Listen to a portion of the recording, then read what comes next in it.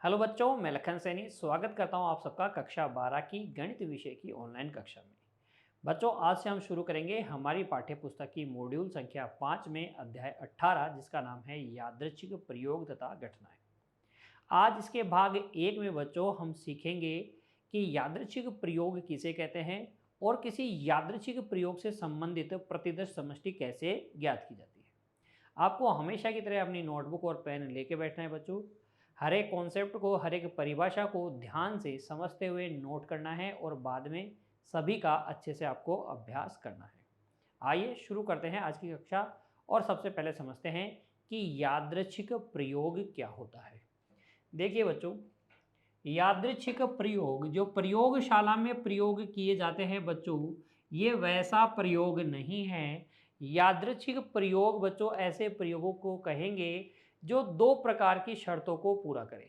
कौन सी दो शर्तें हैं? देखिए, पहला तो प्रयोग के सभी संभावित परिणाम ज्ञात हो। जो भी हम प्रयोग कर रहे हैं उसके क्या परिणाम होंगे, क्या क्या परिणाम हो सकते हैं, ये हमें पता होना चाहिए। दूसरी बात, किसी भी परिणाम के प्राप्त होने का सटीक अनुमान नहीं लगाया जा सके। प्रयोग के परिणाम क्या क्या होंगे ये तो हमें पता होना चाहिए, लेकिन कौन सा परिणाम हमें प्राप्त होगा इसका हमें पता नहीं हो, इसका हम सटीक अनुमान नहीं लगा सकें। कोई सा भी परिणाम प्राप्त हो सके, सभी परिणामों के प्राप्त होने की संभावना समान हो, तो ऐसे प्रयोग को हम कहते हैं यादृच्छिक प्रयोग। उदाहरण के लिए बच्चों आप देख सकते हैं, एक सिक्के को उछालना। जब हम एक सिक्के को उछालते हैं तो सिक्के पर बच्चों हेड और टेल, चित और पट होता है। जब आप सिक्के को उछालोगे तो चित या पट में से कोई परिणाम आता है। या तो चित आएगा या तो बच्चों क्या आएगा, पट आएगा। इन दोनों के अलावा सिक्का सीधा खड़ा तो नहीं रहेगा। सिक्का उछालोगे, कॉइन टॉस हम करते हैं, तो या तो चित आता है या तो पट आता है। परिणाम हमें पता है कि इन दोनों में से कोई आएगा, लेकिन क्या किसी एक परिणाम का घटित होने के, एक परिणाम के प्राप्त होने का सटीक अनुमान लगाया जा सकता है? बिल्कुल नहीं, क्योंकि दोनों के आने के चांस क्या हैं, बराबर है। तो ये जो प्रयोग है सिक्के को उछालने वाला, ये किस प्रकार का प्रयोग हो जाएगा? यादृच्छिक प्रयोग हो जाएगा, क्योंकि ये दोनों शर्तों को पूरा कर रहा है। इसी तरीके से देखो, एक ताश की गड्डी से बिना देखे पत्ता निकालना। ताश की गड्डी अच्छी तरीके से फेंटी हुई है, 52 पत्ते होते हैं ताश की गड्डी में, हमें पता है। अगर हम एक पत्ता निकालेंगे तो 52 में से कोई सा पत्ता निकलेगा ना, 52 परिणामों में से कोई सा एक परिणाम आपको प्राप्त होगा। लेकिन क्या आप सटीक अनुमान लगा सकते हैं कि कौन सा परिणाम प्राप्त होगा? नहीं लगाया जा सकता, क्योंकि हर एक पत्ते के प्राप्त होने की संभावना क्या है बच्चों, बराबर है। इसलिए इस प्रयोग को भी हम क्या कहेंगे, यादृच्छिक प्रयोग कहेंगे। तो आपको यादृच्छिक प्रयोग की परिभाषा में अब आपको कोई दिक्कत नहीं होनी चाहिए। परिभाषा के रूप में आप लिख सकते हैं कि गणित में एक प्रयोग यादृच्छिक प्रयोग कहलाता है यदि प्रयोग के सभी संभावित परिणाम ज्ञात हो, किसी भी परिणाम के प्राप्त होने का सटीक अनुमान नहीं लगाया जा सके। यह है यादृच्छिक प्रयोग की परिभाषा। आप उदाहरण भी लिख दीजिएगा बच्चों। अब कैसे प्रश्न पूछे जाएंगे इस परीक्षा में, इस परिभाषा पर कैसे कैसे प्रश्न परीक्षा में पूछे जाएंगे बच्चों, उन पर विचार करते हैं। देखिए, हमारी पाठ्य पुस्तक की उदाहरण संख्या 1 को, क्या अच्छी तरह फेंटी गई ताश की गड्डी में से एक पत्ता निकालना यादृच्छिक प्रयोग है क्या? अभी हमने देखा ये यादृच्छिक प्रयोग है। तो आप बोलेंगे है, तो क्यों है, कारण भी बताना पड़ेगा। तो आप देखिए हल में लिखेंगे, देखिए हल में लिखेंगे आप, क्या हमसे पूछा है, क्या अच्छी तरीके से फेंटी गई ताश की गड्डी में से एक पत्ता निकालना यादृच्छिक प्रयोग है? तो हम लिखेंगे हाँ है, क्योंकि क्योंकि देखिए अच्छी अच्छी तरह से अच्छी तरह से फेंटी गई ताश की गड्डी में से ताश की गड्डी में से एक पत्ता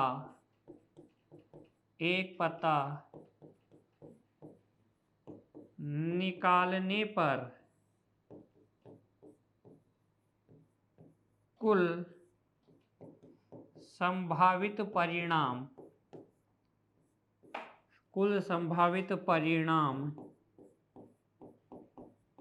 क्या होंगे? 52 होंगे। हमें पता है, सारे संभावित परिणाम हमें पता है। तथा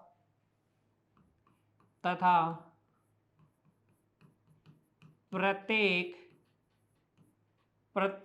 परिणाम के प्राप्त होने की समान संभावना है, तथा प्रत्येक परिणाम के प्राप्त होने की समान संभावना है। इसका मतलब हम सटीक अनुमान नहीं लगा सकते किसी भी परिणाम के प्राप्त होने का। तो हम कहेंगे कि ये जो प्रयोग है कैसा प्रयोग है? यादृच्छिक प्रयोग है। उत्तर में आप हाँ लिखेंगे और उसका कारण भी लिखेंगे बच्चों। फिर देखिए आगे, अगला उदाहरण संख्या 2, अध्याय 18 उदाहरण संख्या 2। 100 कुर्सियों में से एक कुर्सी का चयन 100 कुर्सियों में से एक कुर्सी का चयन किसी वरीयता के बिना करना एक यादृच्छिक प्रयोग है, सिद्ध कीजिए। 100 कुर्सियां हैं, बिना किसी वरीयता के अगर हम एक कुर्सी का चयन करें तो ये प्रयोग क्या है? चयन करना। ये प्रयोग क्या है? यादृच्छिक प्रयोग है। ऐसा हमें सिद्ध करना है। अगर कोई प्रयोग यादृच्छिक प्रयोग सिद्ध करना है तो हमें बताना होगा कि कुल संभावित परिणाम हमें पता है और किसी एक परिणाम के प्राप्त होने का सटीक अनुमान नहीं लगाया जा सकता, यानी कि प्रत्येक परिणाम के प्राप्त होने की संभावना समान है। तो ऐसा प्रयोग क्या कहलाता है? यादृच्छिक प्रयोग कहलाता है। तो यहाँ देखिए यहाँ हल में आप लिखेंगे बच्चों, क्योंकि 100 कुर्सियों में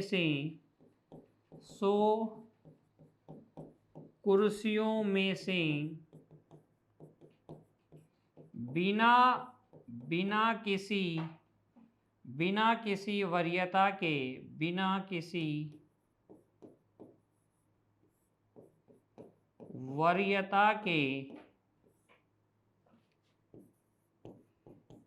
एक कुर्सी का चयन करने पर पहली बात, कुल संभावित परिणाम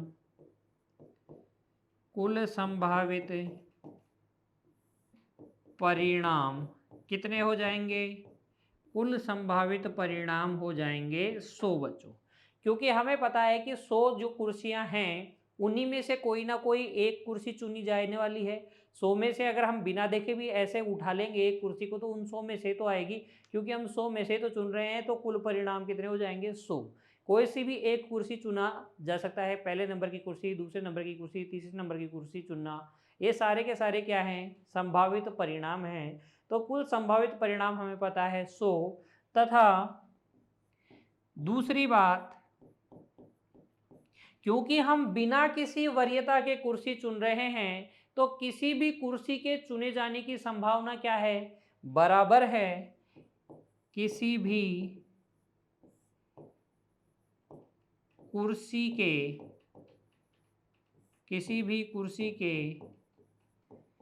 चुने जाने की संभावना, किसी भी कुर्सी के चुने जाने की संभावना बच्चों समान है। अतः बिना किसी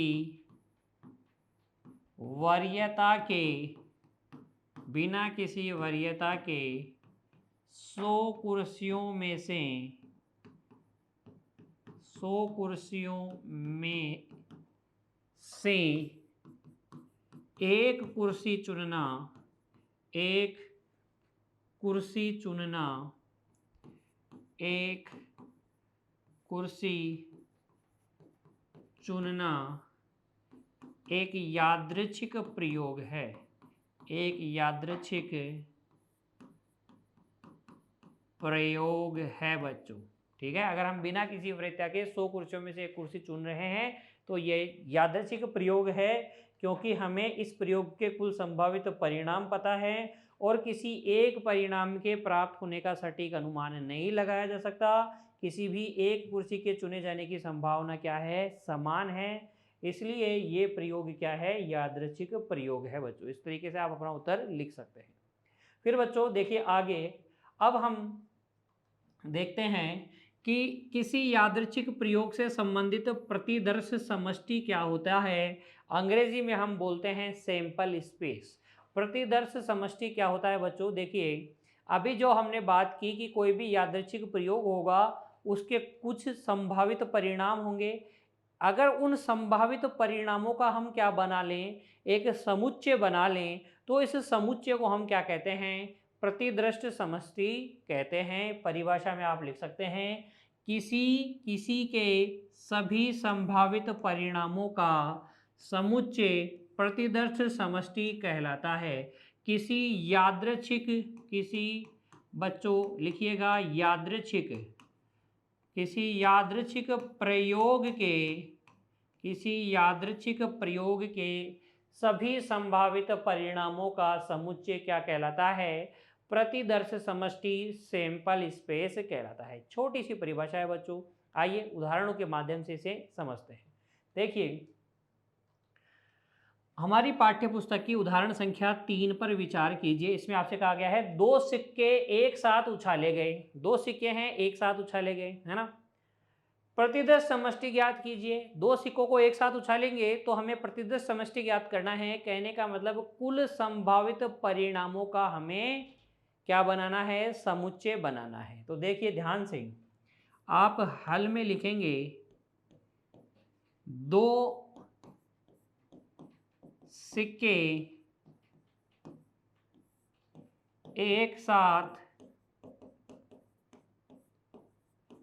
उछालने के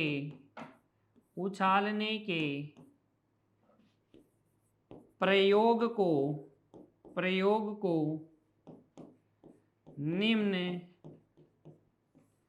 सारणी द्वारा दर्शाया जा सकता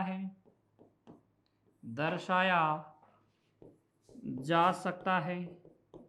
देखिए दो सिक्के उछालो चाहे दो पासे उछालो, आप सारणी द्वारा उस प्रयोग को दर्शा सकते हो। ध्यान दीजिएगा बच्चों, एक सारणी मैं बना देता हूं, एक सारणी बना रहा हूं इस प्रकार की एक सारणी बना रहा हूं बच्चों। देखिए ये एक सारणी है इस प्रकार से।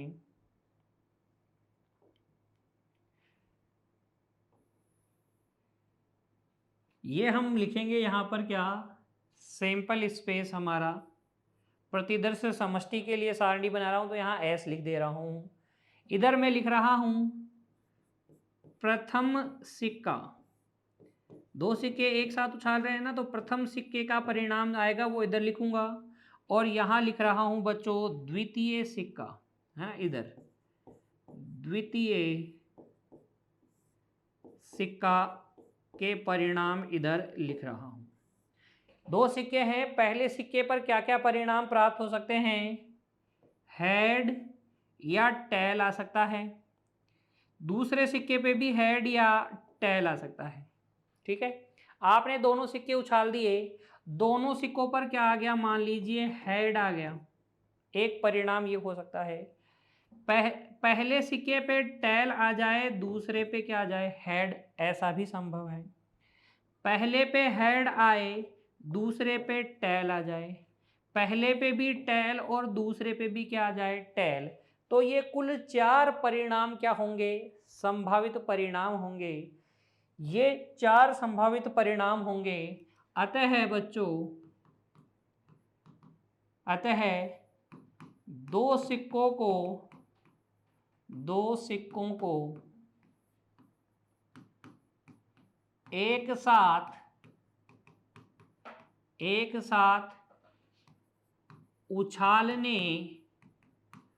उछालने पर कुल संभावित परिणामों की संख्या कितनी हो जाएगी? वो हो जाएगी 4 तथा प्रतिदर्श समष्टि सैंपल स्पेस क्या हो जाएगा? सैंपल स्पेस में कौन कौन आएगा? हेड टेल हेड टेल और टेल टेल। इस प्रकार से, जहां H का मतलब क्या है बच्चों? H का मतलब है चित्त प्राप्त होना, और T का मतलब है पट प्राप्त होना, टेल प्राप्त होना। तो इस प्रकार से आप प्रतिदर्श समष्टि लिख सकते हैं। दो सिक्कों को एक साथ उछालें तो इस प्रकार के प्रयोगों को ऐसे दिखा सकते हो सारणी में। और अगर आपने सारणी बना ली है बच्चों, तो फिर आप कुल संभावित परिणामों की संख्या भी बता सकते हो, प्रतिदर्श समष्टि भी बता सकते हो। क्लियर हो गई? प्रतिदर्श समष्टि कैसे ज्ञात करेंगे, समझ में आया? चलिए कुछ और उदाहरण हल करते हैं। देखिए हमारी पाठ्य पुस्तक की उदाहरण संख्या 4, अब इस पे विचार कीजिए। एक प्रयोग का प्रतिदर्श समष्टि लिखिए। हमें प्रतिदर्श समष्टि लिखना है। प्रयोग क्या है? जिसमें पहले पासा फेंका जाता है और फिर सिक्का उछाला जाता है। पहले पासा फेंका जाता है और पासा फेंकने के बाद में क्या उछाला जाता है? सिक्का उछाला जाता है। तो इस प्रयोग को देखिए बच्चों। हल में आप सबसे पहले लिखेंगे दिए गए प्रयोग को निम्न, अब की बार सारणी नहीं बच्चों, वृक्ष चित्र द्वारा दिखा रहा हूं। निम्न वृक्ष चित्र द्वारा दर्शाया जा सकता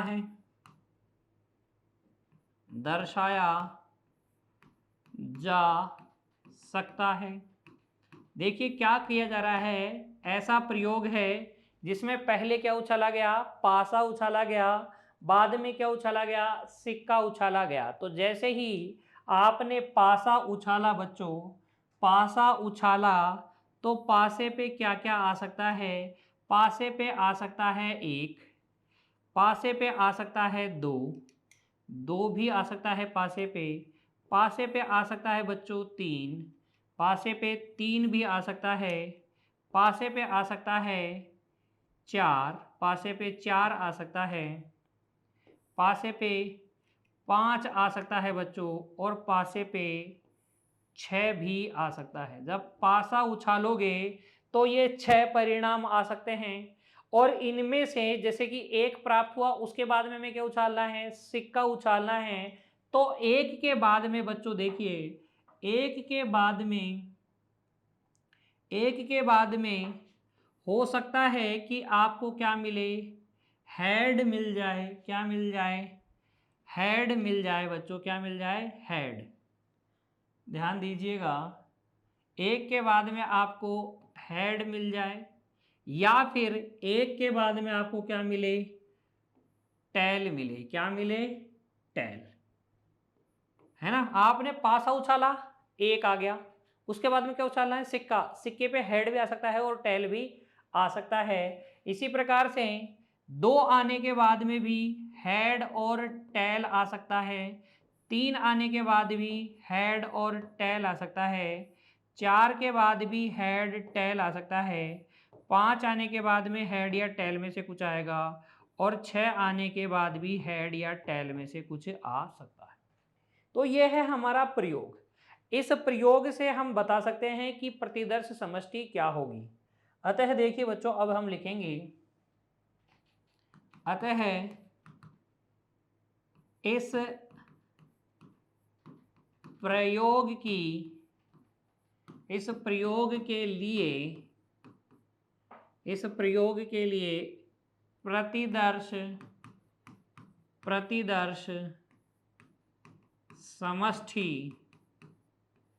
S, सैंपल स्पेस S क्या हो जाएगा, देखो S में क्या क्या आएगा, 1 के साथ हेड आ सकता है, 1 के साथ टेल आ सकता है, दो तो ये परिणाम हो सकते हैं। ऐसे ही 2 हेड 2 टेल, फिर 3 हेड 3 टेल आ सकता है, 4 हेड 4 टेल आ सकता है, 5 हेड 5 टेल, 6 हेड और 6 टेल आ सकता है।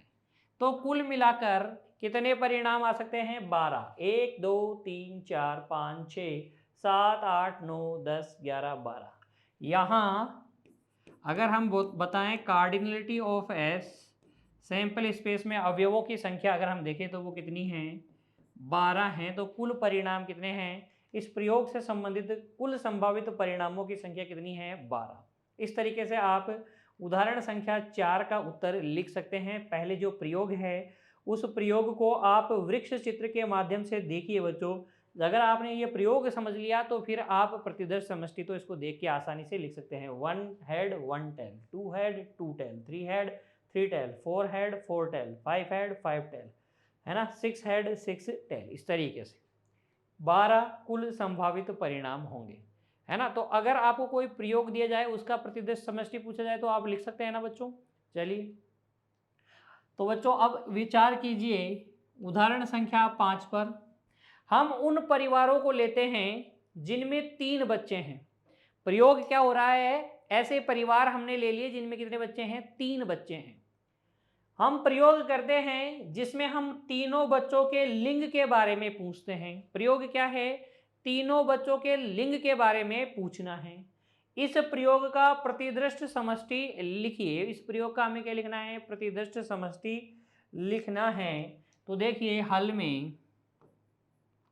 हल में बच्चों आप लिखिएगा, क्या लिखेंगे, सबसे पहले माना B का मतलब क्या है, लड़का, और G का मतलब क्या है, लड़की। G का मतलब क्या है, लड़की। प्रयोग क्या है, प्रयोग है 3 बच्चों के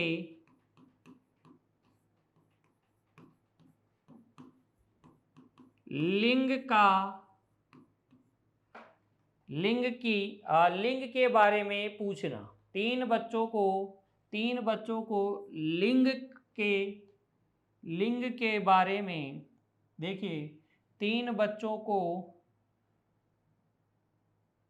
लिंग के बारे में पूछना।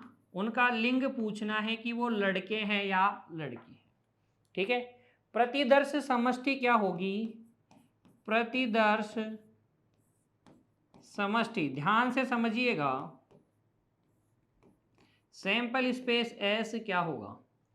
3 बच्चे हैं, बारी बारी से पूछेंगे, है ना, एक साथ भी पूछ सकते हैं। पहला भी मान लो क्या है, पहला बॉय है, दूसरा भी बॉय है, तीसरा भी क्या है, बॉय, तीनों लड़के हैं। पहले 2 लड़के हैं लेकिन तीसरा क्या है, लड़की है, तीसरा बच्चा। पहला लड़का, आखिरी दोनों लड़कियां हैं।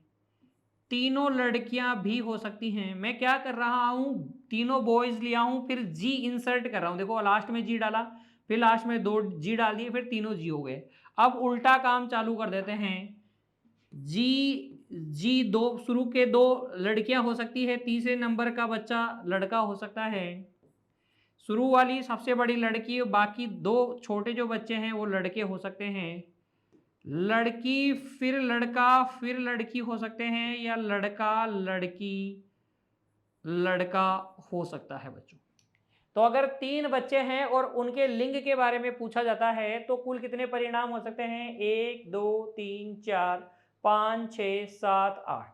ये ठीक वैसा ही है बच्चों जैसे किसी सिक्के का हेड और टेल होना, है ना? कोई बच्चा है तो उसके लिए भी 2 ही तो परिणाम संभव है, या तो लड़का या लड़की। तो जैसे सिक्के में 2 परिणाम संभव है, वैसे ही किसी बच्चे के बारे में अगर लिंग के विषय में हम जाने तो 2 परिणाम संभव है, लड़का या लड़की। तो कुल मिलाकर कितने होंगे? 8 परिणाम होंगे। यहाँ अगर हम प्रतिदर्श समष्टि में अवयवों की संख्या देखें तो कितने हैं? 8। और ये हो जाएगा प्रतिदर्श समष्टि 3 बच्चों को अगर हम उनके लिंग के बारे में पूछे तो।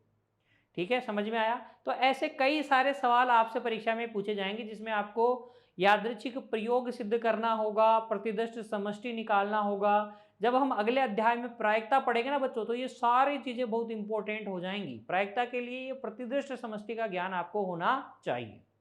चलिए आगे, अब विचार कीजिए बच्चों, उदाहरण संख्या 6 पर इसमें हमसे कहा गया है एक प्रयोग है जिसमें पहले हरा और लाल पासा फेंका गया, इसका प्रतिदर्श समष्टि ज्ञात कीजिए। यानी कि 2 पासे फेंके जा रहे हैं, जैसे 2 सिक्के उछाले जाएं, 2 पासे उछाले जाएं, वैसी ही कहानी है बच्चों। देखिए क्या है कहानी। 2 पासों को एक साथ उछाला जा रहा है, तो हल में आप सबसे पहले लिखेंगे कैसे कैसे कलर के पासे हैं। एक तो हरा पासा है और एक क्या है? लाल पासा है। देखिए हरा तथा लाल पासा, हरा तथा लाल पासा फेंकने के प्रयोग को चाहे तो आप वृक्ष चित्र से दिखा सकते हैं, चाहे तो आप सारणी से दिखा सकते हैं।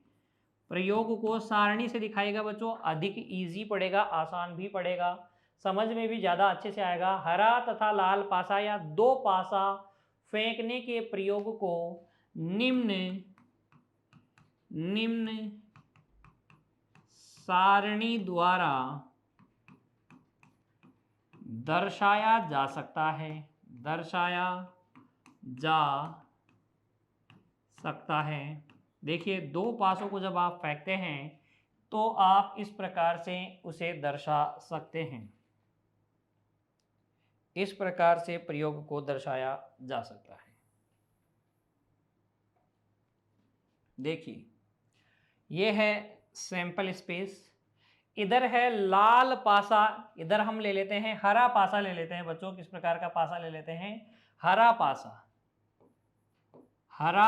ले लेते हैं। और हरा पासा फेंकेंगे तो क्या क्या परिणाम आ सकते हैं? 1 2 3 4 5 या 6, इनमें से कोई आ सकता है। और बच्चों लाल पासा इधर ले लेते हैं, लाल पासा। जब आप लाल पासा फेंकोगे तो परिणाम क्या आ सकते हैं? लाल पासा पे भी 1 2 3 4 5 या 6 में से ही कोई आएगा, है ना? अब देखिए जब आप हरा और लाल पासा एक साथ फेंके या एक के बाद दूसरा फेंकें तो क्या क्या आ सकता है, कुल परिणाम क्या होंगे? देखिए दोनों पासों पर 1 आ सकता है, हरे पासे पर 1 आ जाए, लाल पर 2 आ जाए, हरे पर 1 लाल पर 3, हरे पर 1 लाल पर 4, हरे पर 1 लाल पे 5, ऐसे ही 1 और 6। ऐसा ही हरे पे 2 आ सकता है बच्चों, 2 और 1 आ सकता है, 2 और 2 आ सकता है, 2 और 3 आ सकता है, 2 और 4। ये जो बाद में मैं लिख रहा हूँ वो लाल पासे पर प्राप्त परिणाम है, पहले जो लिख रहा हूँ वो हरे पासे पर प्राप्त परिणाम है बच्चों। इस प्रकार से लिखा जा सकता है। आगे भी आप लिख सकते हैं 3,1 3,2 3,3 3,4, इसी प्रकार से 3,5 3,6 बच्चों। फिर देखिए हरे पासे पे 4 आए, लाल पे 1, हरे पे 4 लाल पे 2, हरे पे 4 लाल पे 3, है ना? हरे पे 4 लाल पे भी 4, हरे पे 4 लाल पे 5, हरे पे 4 लाल पे क्या आ जाए? 6 आ जाए। ऐसा भी है, ये भी परिणाम हो सकते हैं। इसी तरीके से हरे पे 5 आए और लाल पे बदलते रहो। 5,1, 5,2, 5,3, 5,4, 5,5 और 5,6। इसी तरीके से 6,1, 6,2, 6,3, 6,4, 6,5 और 6,6। कुल मिलाकर ये बच्चों कितने परिणाम हो जाएंगे? 36 परिणाम हो जाएंगे। ये हो जाएगा प्रतिदर्श समष्टि S। दो पासों को उछाला जाए तो ये परिणाम हो जाएगा। आप लिख सकते हैं अतः प्रतिदर्श समष्टि S में क्या क्या आएगा बच्चों? देखिए S में आएगा इस प्रकार से 36 परिणाम। 1,1 एक के साथ, पहले एक के साथ लिख लो, 1,2 है ना, फिर 1,6 तक, फिर 2,1, 2,2, 2,6 तक, फिर 3,1, 3,2 है ना, कहाँ तक? 3,6 तक। इसी प्रकार से 4,1, 4,2 कहाँ तक?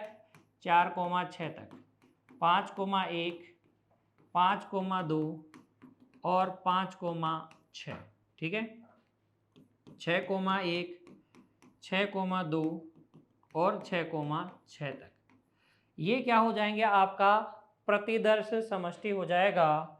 यहाँ पर अगर हम बात करें इसके अंदर अवयवों की संख्या की तो कितने हो जाएंगे? 36 अवयव हो जाएंगे।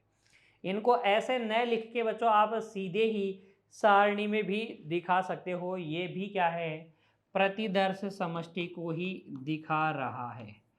प्रतिदर्श समष्टि के लिए ही सारणी है ये भी। प्रतिदर्श समष्टि बच्चों, ठीक है ना, S।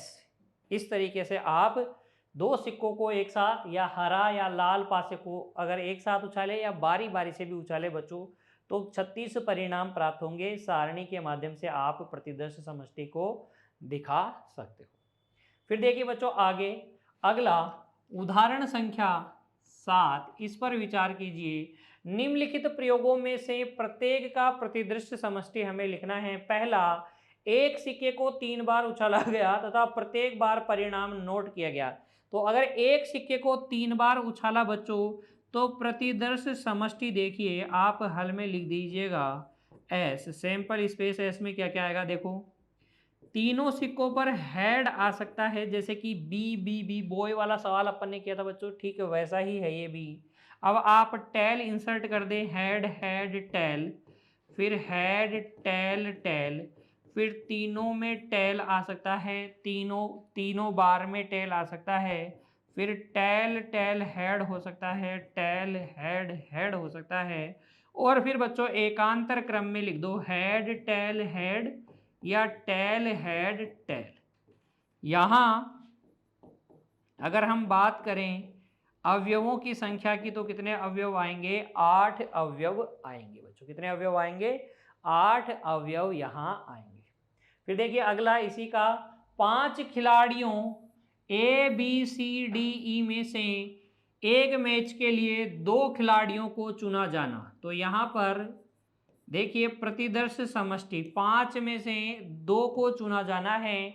हमने क्रमचय संचय पढ़ा है बच्चों, 5 में से 2 को चुना जाना, 5C2 कितना होता है? ये 10 होता है। तो इसमें सैंपल स्पेस में 10 अवयव आएंगे। कौन कौन से आएंगे देखो। आप मैच में 2 खिलाड़ी चुनना चाह रहे हो तो A और B को चुन सकते हो, AC को चुन सकते हो, AD को चुन सकते हो, AE को चुन सकते हो। A को नहीं चुनो तो फिर BC को चुन सकते हो, BD को चुन सकते हो, BE को चुन सकते हो, ठीक है ना। B के साथ C D और E। A को भी नहीं चुनो, B को भी नहीं चुनो तो फिर C D को चुन सकते हो, C E को चुन सकते हो, और C के साथ A B को तो हमें चुनना ही नहीं है, D और E को चुन लिया है ना। फिर डी के साथ आप डी के साथ ई को चुन सकते हो और इसके अलावा आपके पास कोई और विकल्प नहीं होगा। 1 2 3 4 5 6 7 8 9 10, ये 10 होंगे सैंपल स्पेस में अवयवों की संख्या। आप लिख देना जहां एन एस कितना है 10। इस प्रकार से 5 में से 2 खिलाड़ियों का चयन किया जा सकता है। ये प्रतिदर्श समष्टि होगी बच्चों। फिर देखिए आगे, 6 बीज बोए गए, उगने वाले बीजों की संख्या को नोट किया गया। तो देखिए 6 बीज बोए जाएं और उगने वाले बीजों की संख्या को नोट किया जाए तो प्रतिदर्श समष्टि आपके पास हो जाएगी। मान ले कि कोई बीज नहीं उगा तो उगने वाले बीजों की संख्या 0 हो सकती है। एक ही बीज उगे, 2 बीज उगे, 3 उगे, 4 उग सकते हैं, 5 उग सकते हैं, या फिर कितने उग सकते हैं 7 बीज उग सकते हैं। तो कुल 6 बीज बच्चों, 7 तो उग ही नहीं सकते, है ना, क्योंकि हमने तो 6 ही बीज बोए हैं। तो उगने वाले बीजों की संख्या 0 1 2 3 4 5 6 हो सकती है। तो ये प्रतिदर्श समष्टि हो जाएगा और यहाँ पर प्रतिदर्श समष्टि S के अवयवों की संख्या हो जाएगी कितनी 7, है ना। तो कुल परिणाम हो जाएंगे 7। अगला देखिए बच्चों, एक सिक्के को 2 बार उछाला गया, यदि दूसरी बार उछालने पर चित आए तो एक पासा फेंका गया, अन्यथा एक सिक्का उछाला गया। इस प्रयोग के प्रतिदर्श समष्टि आपको बनाना है। देखिएगा हल। पहले वृक्ष चित्र के माध्यम से प्रयोग को समझाता हूं। देखिए लिखेंगे दिए गए प्रयोग को निम्न वृक्ष चित्र से दर्शाया जा सकता है।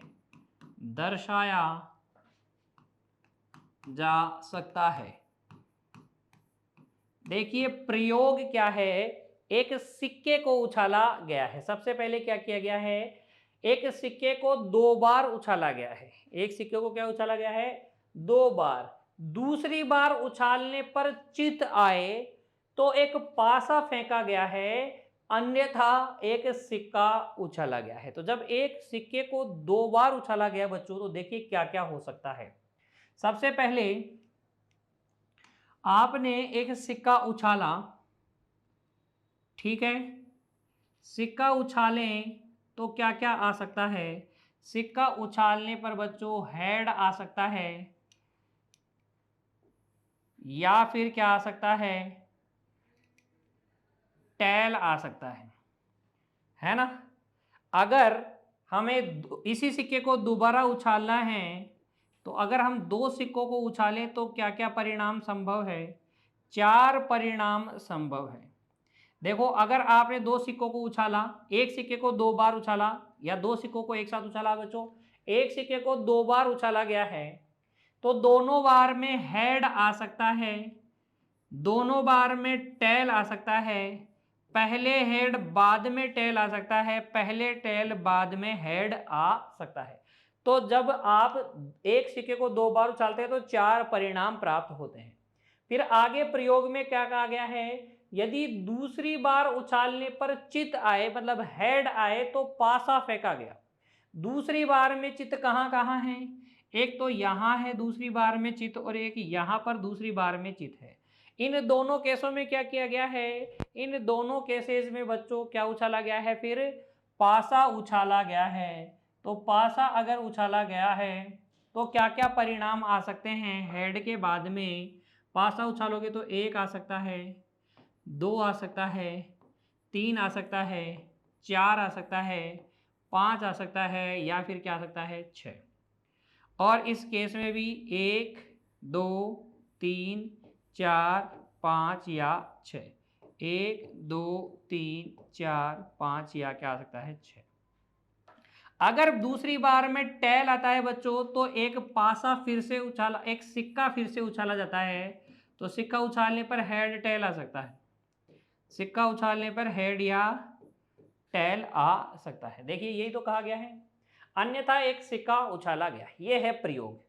वापस से समझ लिए, ये प्रयोग क्या है। सबसे पहले एक सिक्के को 2 बार उछाला, 2 बार उछाला तो ये 4 परिणाम हो सकते हैं। अगर दूसरी बार में हेड आ रहा है तो फिर उसके बाद में क्या उछाला, पासा। और अगर दूसरी बार में टेल आ रहा है तो क्या उछाला, सिक्का। तो हेड और टेल आ सकते हैं। यह है प्रयोग। अब इसको देखकर आप लिख सकते हैं प्रतिदर्श समष्टि, लिख सकते हैं बच्चों, अतः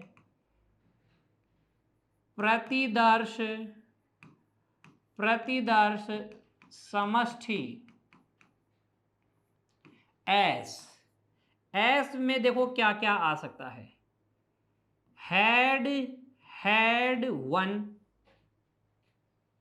सिक्का उछाला, पहली बार हेड आया, दूसरी बार हेड आया और हेड के बाद में क्या आ गया, 1। एक तो ये हो सकता है। हेड 2 आ सकता है, हेड 3 आ सकता है, हेड 4, हेड 5, हेड 6, ये आ सकते हैं। या फिर बच्चों आ सकता है कि पहली बार में टेल, दूसरी बार में हेड आ जाए, फिर 1 आ जाए, तो tail head 1, tail head 2, tail head 3, tail head 4, tail head 5, tail head 6, ये 6 परिणाम हो सकते हैं। अगर बच्चों दोनों बार में टेल आया और फिर सिक्का उछाला तो टेल हेड आ सकता है, टेल भी आ सकता है, हेड टेल आ सकता है और हेड टेल हेड आ सकता है। ये कुल मिलाकर देखिए कितने परिणाम हो जाएंगे, 6 दूनी 12 और 4, 12 और 4 कितने हो जाएंगे बच्चों, 16 परिणाम हो जाएंगे। यहाँ प्रयोग में भी आप देख सकते हो 6, 7, 8, 9, 10 और 10 और 6, 16 बच्चों, 16 प्रयोग होने चाहिए। यहाँ कितने हैं, 16 होने चाहिए। 6 और 6 12 और 4 16, यहाँ पर देखिए 6 और 6 12 और 4 कितना, 16। तो ये कुल मिला के 16 क्या होंगे, परिणाम आएंगे आपके पास। यहाँ आप लिख सकते हैं सैंपल स्पेस प्रतिदर्श समष्टि में अवयवों की संख्या कितनी है, 16 है। ठीक है, क्लियर हो गई ये बात कि किस तरीके से आप प्रतिदर्श समष्टि बनाएंगे दिए गए यादृच्छिक प्रयोग की। नोट कर लीजिए बच्चों इसे, और आज की कक्षा में इतना ही। मिलेंगे अगली कक्षा में एक और नए कॉन्सेप्ट के साथ। तब तक के लिए बच्चों आप पढ़ते रहिए, खुश रहिए, अपने स्वास्थ्य का ध्यान रखिए। धन्यवाद।